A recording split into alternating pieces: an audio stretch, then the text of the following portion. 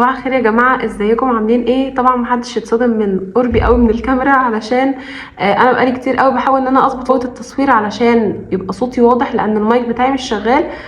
بس مش عارفه، يعني اتمنى دلوقتي ان هي تكون مظبوطه. هي بس المقدمه بتاعه الفيديو هي اللي هتبقى صوتها واطي شويه، بس باقي الفيديو زي الفل، لان انا دلوقتي اصلا يعني انا بعمل مقدمه على فيديو اتصور خلاص. انا طبعا الفيديو اللي فات قلت لكم ان انا هعمل سلسله فيديوهات عن قصص لناس مروا بحاجات وحشه في ثانويه عامه ومروا بمصاعب ومشاكل زي اللي انتوا بتمروا بيها. وسالتكم هل نكمل ولا لا، وكتير قوي منكم قالوا ان احنا نكمل. طبعا انا هكمل في السلسله زي ما احنا قلنا، بس انا هفصل بس بالفيديو ده علشان الفيديو ده مهم قوي ان هو ينزل دلوقتي. المستر بتاعي مستر هاني الكردوني اللي انا قلت لكم انه بجد كلامه كان بيفرق معايا جدا، صورت مع المستر فيديو، والفيديو بجد تحفه بجد. انتوا مش متخيلين قد ايه، يعني محدش يفوت الفيديو ده، بجد فيه كميه كلام، محدش يفوت الفيديو ده يا جماعه، بجد بجد اسمعوه لاخر دقيقه. انا ما كنتش متخيله ان الفيديو هيطلع بالشكل ده، علشان انا بجد كنت محرجه ومكسوفه شويه وانا بتكلم مع المستر، بس بجد الفيديو طلع فوق ما انا تخيلت. المستر بجد مش عايزه بقى اقعد اعمل في كلام كتير. انا هسيبكم على الفيديو.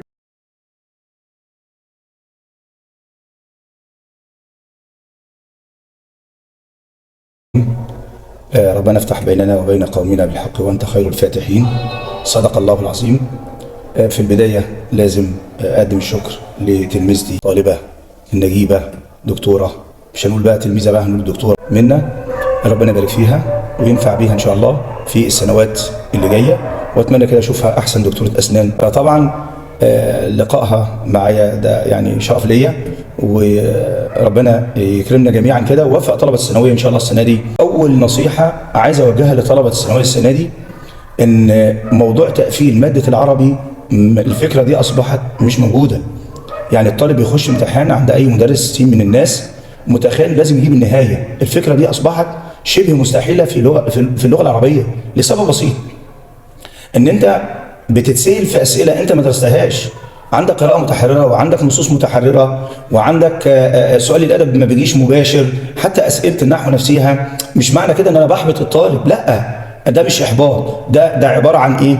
يعني عايز نتعامل مع الواقع، ان انا عاوز اوصل لاحسن درجه ممكن اجيبها من ال80. بدليل ان الطلبه يعني اللي جايب مثلا طب وهندسه وكليات القمه تمام ناقصين درجات كتير. يعني انا مثلا ناقصه 7 درجات في العربي، ففكره تقفيل العربي اصلا المفروض وده اللي انا بنبه عليه كتير خالص. كل امتحان اقول يا جماعه احنا بنحاول نوصل لاحسن درجه. انا العربي من 80 عايز اوصل لاحسن درجه، وليكن مثلا 78 77، يبقى انا كده تفوقت في اللغه العربيه، لان شيء طبيعي لازم حاجه تقع مني، لان ده قراءه متحرره مبنيه على ثقافه. تاني حاجه ان امتحان اللغه العربيه، او معنى صح اللغه العربيه مظلومه في النظام الجديد، لانها مبنيه على نظام ثقافي مش نظام تعليمي. ثقافي يعني فين ثقافه الطالب؟ جاي يحل نصوص ومش عارف يقرا النص، جاي يحل قراءه وقطع قراءه مش فاهم فيها ولا كلمه، فده مردود ثقافي. طب انا احل المشكله دي ازاي؟ سواء مشكله النصوص المتحرره او القراءه المتحرره، احلها بطريقه بسيطه خالص، ان انا اكثر من الحل. وكل قطعه قراءه تقابلني احاول بقدر المستطاع اوصل لاكثر كلمات انا مش عارفها اعرفها. معاني الكلمات مهمه. طيب القطعه بتاعتي اقسمها الى فقرات، حتى هو بيكون مقسمها. كل فقره من الفقرات بتاعت قطعه قراءه احاول احط لها عنوان من عندي، احاول اربط القطعه ببعضيها، اسال نفسي سؤال: الراجل اللي حط القطعه دي حطها ليه؟ ايه الرساله اللي عايز يوصلها لي كطالب من خلال القطعه ده، اللي احنا بنقول عليها المغزى الضمني. فلازم يكون في تحليل شامل للقطعه عشان اعرف احلها. وزي ما حضرتك كنت بتقول لنا نجاوب على السؤال قبل ما نشوف الاختيارات، بحيث انه نجيب اقرب اجابه جت في مخنا للحاجات اللي موجوده بالظبط. يعني هو سالني سؤال في اختيارات متعدده، طيب اعمل ايه؟ انا اختار الاختيار اللي يناسب فكري، بعد كده اقارن بين فكري وبين اللي موجود، في الغالب بنسبه مليون في المية هتلاقي اللي انت اخترته هو الاختيار الصحيح. تاني يبقى اذا لما نقول لنفسنا كده تقفيل العربي صعب، لكن الوصول لاعظم درجه في العربي من الامور السهله، بس عايز شويه تعب صغيره كده يتعبها الطالب في كثره الحل. في نقطه تانية شايفها انا السنه دي، ان الطالب دايما بيطالب يقول لك انا عايز احل في اكتر من كتاب. لا، انت لو حليت بكتاب واحد بس استفدت من اخطائك هتستفيد استفاده جميله خالص، وهتقدر تحل اي امتحان. فالعبره ليست بكثره الكتب، ولكن العبره بالاستفاده من الاخطاء اللي انت بتقابلها وانت بتحل. هو دي المشكله. المشكله انا بحل كتير بس ما بستفيدش، لا استفيد من خطا، فبناء عليه الخطا هيدانه زي ما هو مش هيحسن. يبقى هو يعني الفكره اللي انا عايز اوصلها ان التقفيل في الكهربي اصبح صعب، بس الوصول للدرجه العظمى او الدرجه الكويسه او الدرجه الممتازه مش صعب، ودي اللي احنا عايزين نوصل له. طيب انت دلوقتي داخل امتحان القراءه، مهما تحل قراءه، يعني انا بحل قراءه كتير ماشي، اكيد حلك للقطع كل قطعه بتفرق عن الثانيه ومستواك بيزيد، ده شيء طبيعي. ان انا كل ما بتجتهد كل ما تلاقي ربنا هيدي لك اكتر، وقال ليس الانسان الا ما سعى. انا ما افكرش في الامتحان، افكر في سعي الامتحان، انا سعيت قد ايه. طيب يا مستر، ومن وجهه نظر حضرتك فيها الطالب اللي بيجيب درجات وحشه في الامتحانات، هل كده هو طالب فاشل من وجهه نظر المدرس؟ لا طبعا، ما فيش حاجه اسمها طالب فاشل اصلا. يا ريت نمحو هذه الكلمه من قاموسنا. ما فيش طالب فاشل، بدليل ان هو بيكون في الثانويه ما جابش مجموع بيخش الجامعه ويتفوق، يبقى ما فيش حاجه اسمها طالب فاشل. هي كل القصه ان هو مش مهتم، بس هي مزيد من الاهتمام هيقدر يوصل اللي هو عايزه. لكن ما فيش حاجه. هو احنا قلنا ان الطالب يقيس نفسه ازاي في الامتحانات، يعني يعرف ازاي مستواه في الماده، مش من امتحان واحد. لا، انا امتحن 10 امتحانات عند نفس المدرس واقيس نفسي في كل امتحان هل بزيد ولا بقل، واخد يعني ايه نسبه وتناسب من خلال ال10 امتحانات. انا هنا نزلت كذا، طب نقصت كذا، اعرف المجموع بتاعي، هعرف النسبه بتاعتي. طب انا ثابت عند درجه معينه، طب انا بزيد وبقل، طب بقل وبزيد. ده المفروض ان انا بحكم على نفسي من كده. لكن ما فيش حاجه اسمها طالب فاشل، يا ريت نلغي الكلمه دي خالص. هي بس في طالب مهتم وفي طالب مش مهتم، في طالب عارف اللي بيعمله، في طالب مش عارف اللي بيعمله. ده القصه كلها. لكن ما فيش طالب فاشل خالص في الثانويه. طيب دلوقتي في واحد بيسالني بيقول انا بغلط في القراءه كتير، حل قطع قراءه الاقي نفسي جايب 1 من 7. طب اعمل ايه؟ لا، حل كتير. هو القراءة المتحررة، النصوص المتحررة، الحل الوحيد بتاعها كثرة الحل، وما استعجلش في الدرجة بتاعتها. الدرجة بتاعتها ان شاء الله جاية اخر السنة من كثرة الحل وكثرة التعب. واحنا داخلين على فترة مراجعة، داخلين على فترة مراجعة. وانت شفت السنة اللي فاتت المراجعة بتاعتنا كانت عاملة ازاي، والحمد لله ربنا وفقنا فيها توفيق كويس. وبتهيألي انت اكثر واحده كنت بتسالي في المراجعه وتعبتيني في الحصه وبعد الحصه، ولكن برضه يعني ايه كان توفيق الله معنا كبير خالص، ونحمد الله على التوفيق بتاعه يعني.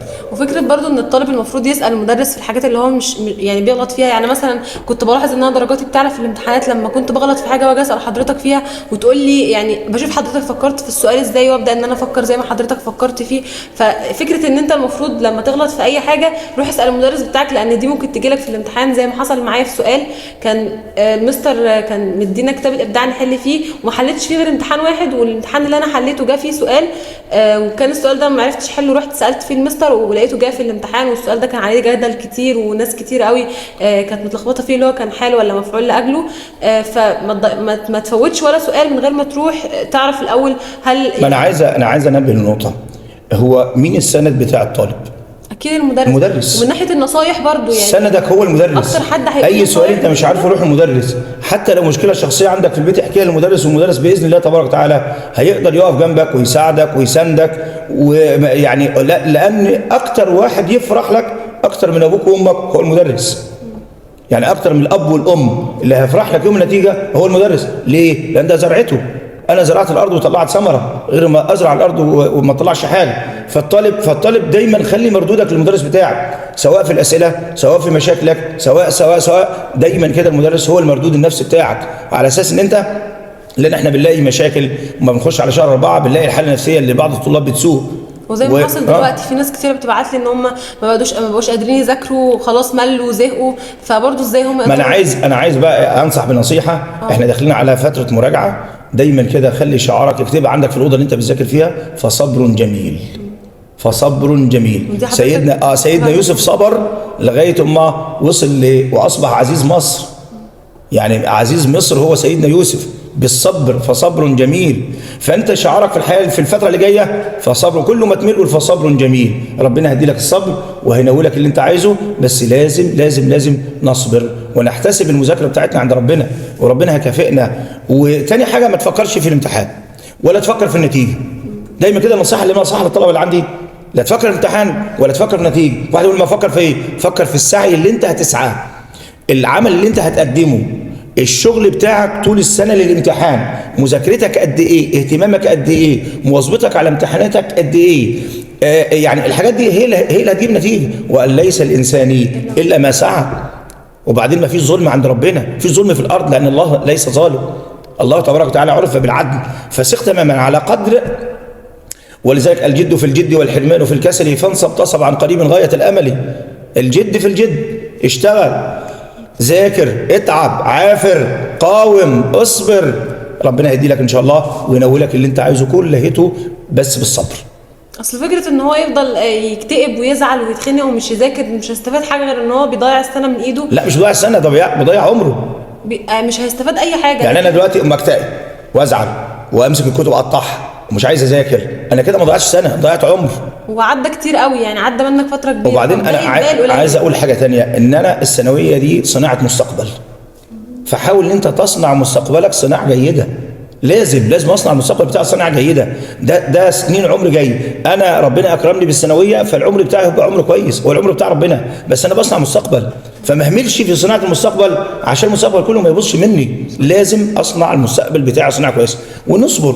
ده هم كلهم 3 4 شهور، شويه تعب، شويه اجتهاد، شويه اهتمام، شويه مواظبه، ربنا هيدينا اللي احنا عايزينه. بينسى بعد ما بتخلص ثانويه عامه، والله العظيم الواحد ولا بيفتكر اي حاجه من اللي كان بيتعبها في ثانويه عامه، وبيشوف بقى قدامه نجاحه ويشوف الكليه اللي هو دخلها وان هو مبسوط بيها، بينسى بقى كل التعب ده. فهي فضل كام شهر وخلاص بقى، الواحد بعد كده السنه بتخلص طبعا بيرتاح.